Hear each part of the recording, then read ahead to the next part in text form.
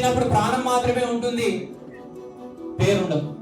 పెరిగేటప్పుడు పేరు వస్తుంది, కానీ పోయే రోజు ప్రాణాన్ని నిలబెట్టుకోలేము. కాబట్టి కనీసం పేరును కాపాడుకునేటట్టుగా మనం బ్రతికితే అది నిజమైనటువంటి సార్థకత అని చెప్పి తెలియజేస్తూ, ఈ రోజు సమాజంలో మనం గమనిస్తే పశువులు కూడా పశువులానే బ్రతుకుతున్నాయి.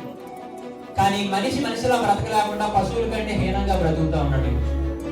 మానవతా విలువలు లేకుండా, కనీసం ప్రేమ, ఆప్యాయత, అనురాగాలు, కృతజ్ఞత, విశ్వాసం, విశ్వసనీయతలు లేకుండా, కనీసం తల్లిని, తండ్రిని, గురువుల్ని, దైవాల్ని కూడా పట్టించుకోకుండా, దైవాన్ని, ధర్మాన్ని కూడా అవసరాలకి మనం చూస్తున్న పరిస్థితిలో, అందుకే నేను చెబుతుంటుంటాను, పుట్టినప్పుడు ప్రాణం మాత్రమే ఉంటుంది, పేరుండదు.